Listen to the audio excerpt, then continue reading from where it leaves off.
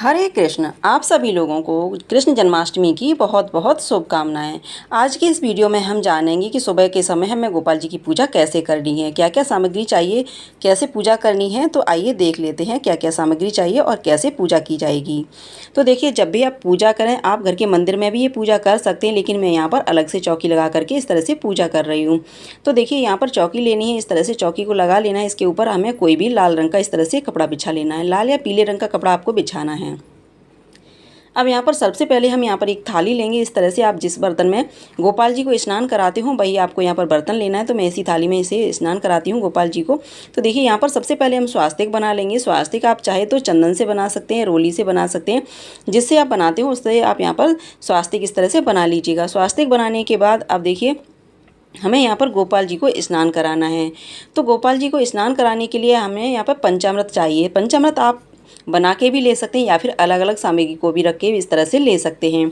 तो गोपाल जी जो कपड़े पहने हुए थे वो हमने निकाल दिए, ज्वेलरी निकाल दी है। अब इस तरह से गोपाल जी को हमने स्नान करने के लिए बिठा लिया है।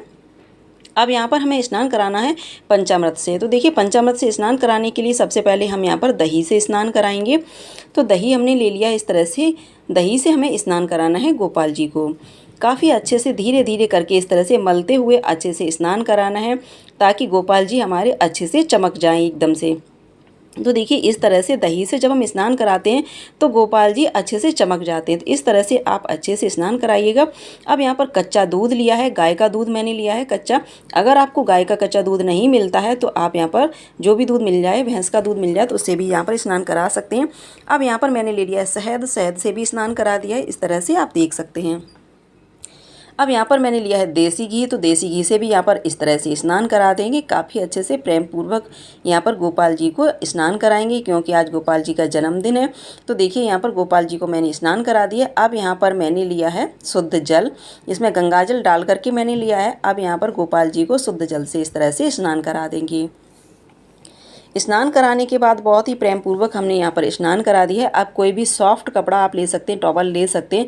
इसमें हम गोपाल जी को इस तरह से अच्छे से पोंछ लेंगे। देखिए, काफ़ी अच्छे से हमें पोंछ लेना है इस तरह से, जैसे कि हम बच्चे को तैयार करते हैं ना, बिल्कुल वैसे ही हमें करना है यहाँ पर। तो देखिए, अब ये जो चरणामृत बन गया है, इसे आप घर परिवार में सभी लोग ले सकते हैं, या फिर आप अगर नहीं लेना चाहते हैं तो इसे किसी गमले में डाल सकते हैं। तो देखिए, यहाँ पर वैसे गोपाल जी का हम श्रृंगार करेंगे। तो श्रृंगार करने के लिए सबसे पहले तो हमें ड्रेस पहनानी है।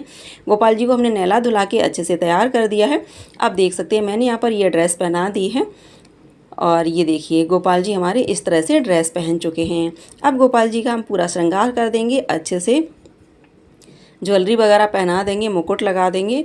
फिर देखिए, हमारे गोपाल जी कितने अच्छे दिखने में लगते हैं।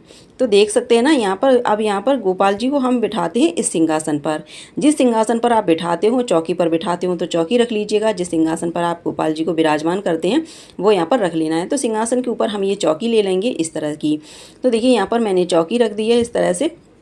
चौकी के ऊपर इस तरह से हमें कोई कपड़ा यहाँ पर इस तरह से बिछा देना है, आसन देना है चौकी के ऊपर, और उसके बाद हम यहाँ पर गोपाल जी को विराजमान कर देंगे। तो देखिए, मैंने यहाँ पर गोपाल जी को अच्छे से विराजमान कर दिया है, आप देख सकते हैं।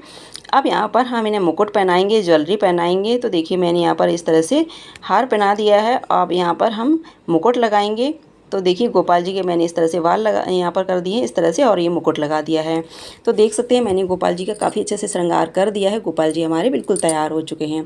अब यहाँ पर बाँस की बाँसुरी आप ज़रूर से समर्पित कीजिएगा इस दिन। वैसे तो हम छोटी वाली बाँसुरी रखते ही हैं, लेकिन जन्माष्टमी वाले दिन आप बाँस की बाँसुरी ज़रूर से समर्पित कीजिएगा इस तरह से गोपाल जी को, क्योंकि बाँस की बाँसुरी गोपाल जी को सबसे ज़्यादा प्रिय होती है। अब यहाँ पर देखिए, जब हम कोई पूजन करते हैं तो सर्वप्रथम में गणेश जी का पूजन करना होता है। तो मैंने यहाँ पर एक चौकी ली है। चौकी के ऊपर इस तरह से लाल रंग का एक आसन बिछा के यहाँ पर गणेश जी को हमें विराजमान कर लेना है। अब यहाँ पर गणेश जी को हम शुद्ध कर लेंगे, क्योंकि हम गोपाल जी को तो स्नान करा ही चुके हैं। अब यहाँ पर गणेश जी को भी हम इस तरह से जल के छींटे देते हुए इस तरह से शुद्धिकरण कर लेंगे। अब इसके बाद गणेश जी को भी हम इस तरह से पोंछ करके अच्छे से तिलक कर देंगे। गोपाल जी का भी हम यहाँ पर तिलक करेंगे, गणेश भगवान का भी तिलक करेंगे।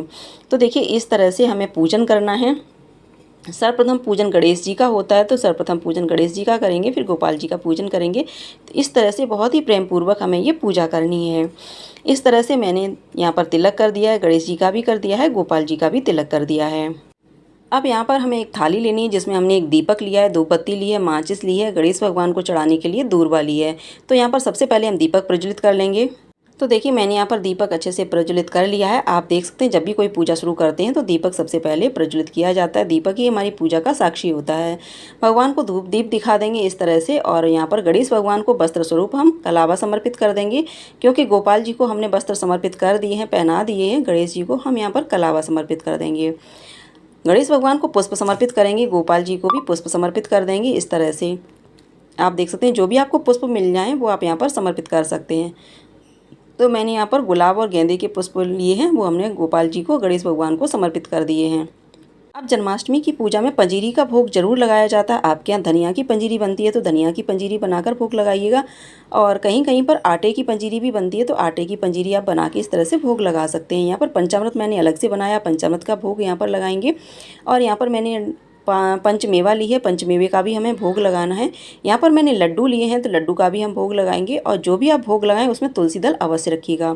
यहाँ पर मैंने 5 मिठाइयाँ जी अलग से ली हैं, तो पंच मिठाई का भी हम यहाँ पर भोग लगा देंगे। या बूरा लिया है, इसमें भी हमने तुलसी दल रख दिया है। यानी कि जो भी भोग आपको समर्पित करना है उसमें तुलसी दल आप ज़रूर से रखिएगा।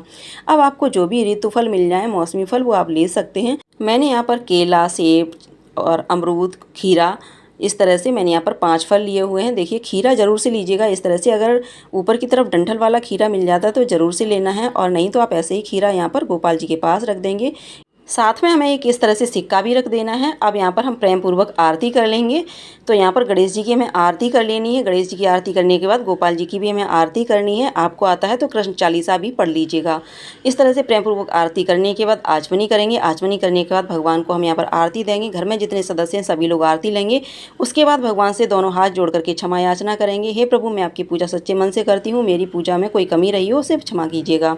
अब यहाँ पर गोपाल जी का जन्म कराने के लिए देखिए मैंने खीरा रख दिया, सिक्का रख दिया, चुनरी से इस तरह से ढक दिया है। अब गोपाल जी को कोई छुएगा नहीं। जब इनका जन्म कराएंगे तभी हमें ये चुनरी हटाएंगे।